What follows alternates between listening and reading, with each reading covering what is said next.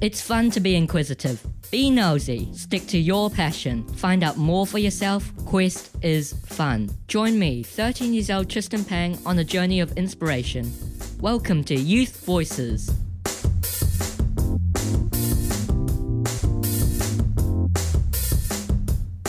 Good afternoon. Welcome to my program.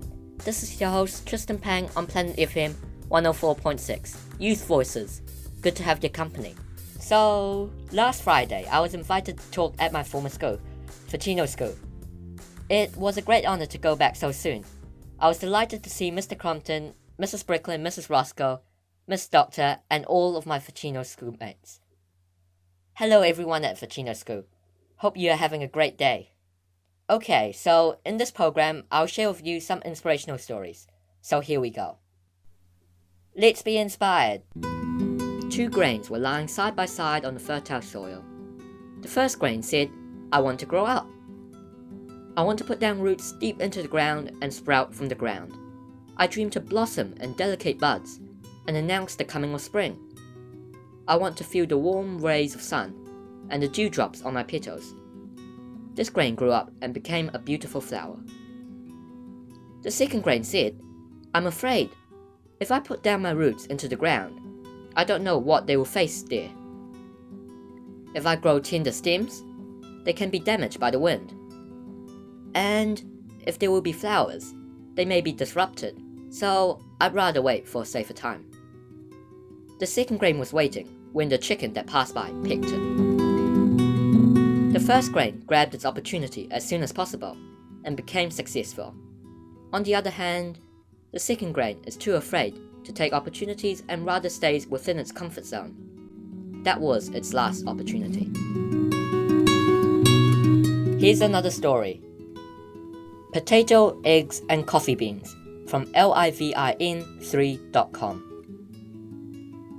Once upon a time, a daughter complained to her father that her life was miserable and that she didn't know how she was going to make it. She was tired of fighting and struggling all the time. It seemed just as one problem was solved, another one soon followed. Her father, a chef, took her to the kitchen. He filled 3 pots with water and placed each on a high fire. Once the 3 pots began to boil, he placed potatoes in 1 pot, eggs in the second pot, and coffee beans in the third pot. He then let them sit and boil, without saying a word to his daughter. The daughter moaned and impatiently waited, wondering what he was doing. After 20 minutes, he turned off the burners. He took the potatoes out of the pot and placed them in the bowl. He pulled the eggs out and placed them in another bowl. He then poured the coffee out into a cup. Turning to her daughter, he asked, Daughter, what do you see? Potato, eggs and coffee, she hastily replied. Look closer, he said, and touched the potatoes. She did, and noticed that they were soft. He then asked her to take an egg and break it. After pulling off the shell, she observed the hard-boiled egg. Finally, he asked her to sip the coffee. Its rich aroma brought a smile to her face. Father, what does this mean? She asked. He then explained that the potatoes, the eggs, and the coffee beans had each faced the same adversity, the boiling water. However, each one reacted differently. The potato went in strong, hard, and unrelenting, but in boiling water it became soft and weak. The egg, on the other hand, was fragile, with the thin outer shell protecting its liquid interior until it was put in the water. Then the inside of the egg became hard. However, the ground coffee beans were unique. After they were exposed to the boiling water, they changed the water and created something new. Which are you? He asked his daughter. When adversity knocks on your door, how do you respond? Are you a potato, an egg, or a coffee bean? In life, things happen around us. Things happen to us. But the only thing that truly matters is what happens within us. And another one. Making the most of every opportunity from prasworld.com. A rich man had 4 sons. As he grows old, he decides to give his property to the son who would value the wealth he had earned. He calls his 4 sons and gives them each 5 grains of rice. He tells them that he shall ask for these grains at the end of 5 years, and he will give his property to the son who will value these grains the most. The first son throws away the grains. He decides to show his father some other grains when he would ask for them after 5 years, in anticipation that his father would not be able to see the difference between the two sets of grains. The second son eats the grains. He too decides to show his father some other grains when he would ask for them after 5 years, in anticipation that his father would not be able to see the difference between the two sets of grains. The third son preserves these grains in a silver box, and keeps the box at home, and offers prayers to the box while offering his prayers to gods for 5 years. The fourth son sows these grains and cultivates them in the backyard of his house. They grow into crops during the harvest season. He keeps re-sowing the grains from these crops. In due course, he had a vast plot of land cultivated with rice. As apparent from the above mention, at the end of 5 years, the father gives his property to the fourth son, as he was the most deserving among his 4 sons.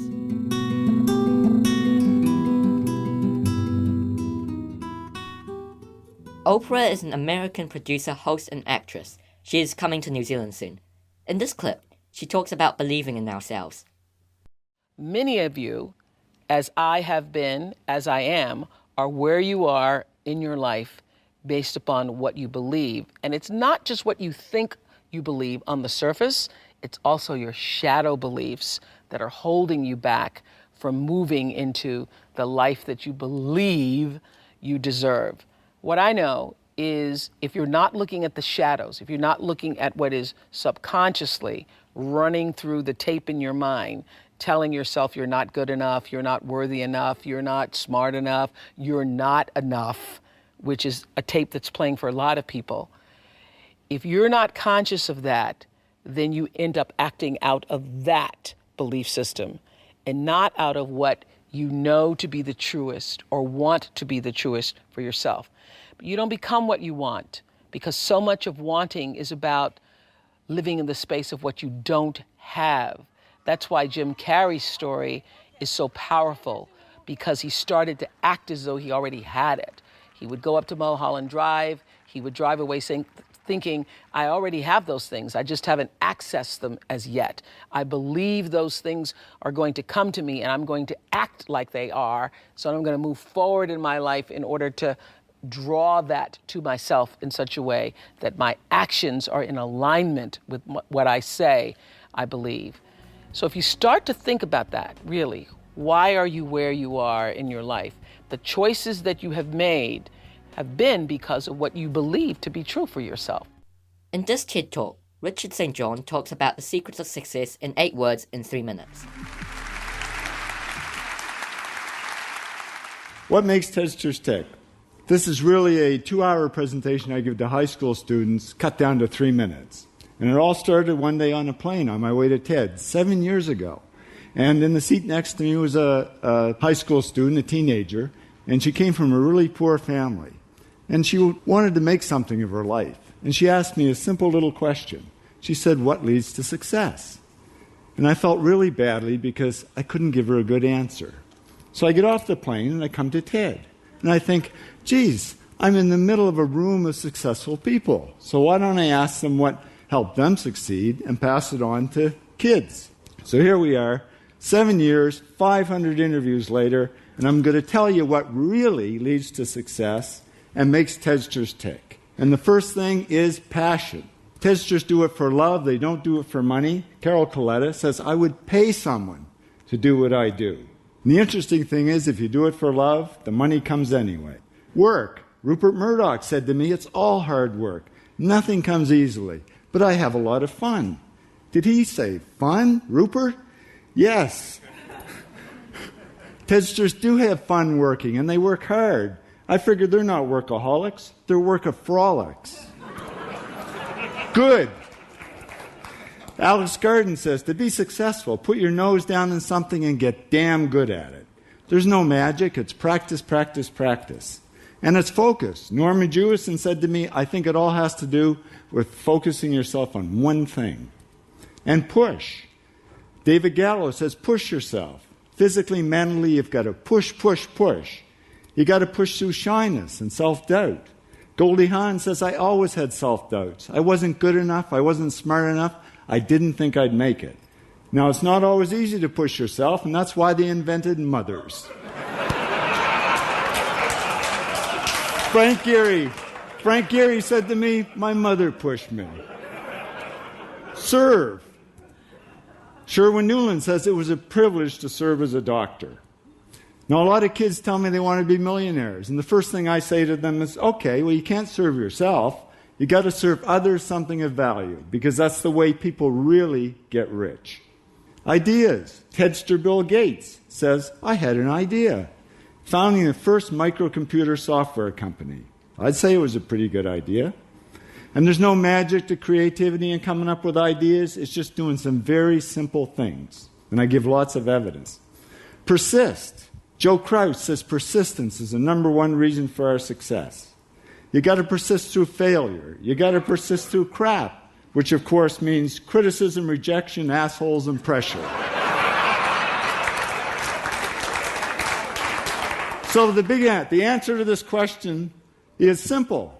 Pay $4,000 and come to TED. Or failing that, do the big 8 things that lead to success. So the keys to success are passion, work, focus, persistent, ideas, good, push, and serve. So that's it for today. Hope you can join me next month in 2016, January the 6th. Christmas is just around the corner, so hope you all have a great break and enjoy your Christmas. If you would like to listen to my other shows, please visit www.questisfun.org.nz/youthvoices. That is www.quest-is-fun.org.nz/youthvoices. Now, let's listen to the story of Rudolph the Red-Nosed Reindeer to take us to the outro. You would even say it blows. All of the other reindeer used to laugh and call him names. They never let poor Rudolph join in any reindeer games. Then one foggy Christmas Eve, Santa came to say, Rudolph, with your nose so bright, won't you guide my sleigh tonight? Then all the reindeer loved him as they shouted out with glee, Rudolph the red-nosed reindeer, you'll go down in history.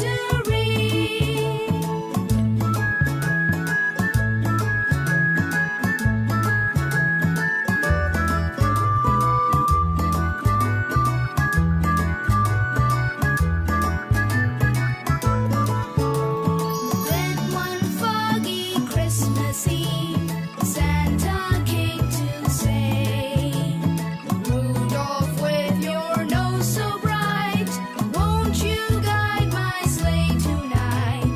Then all the reindeer loved him as they shouted out with glee, Rudolph the red-nosed reindeer, you'll go down in history.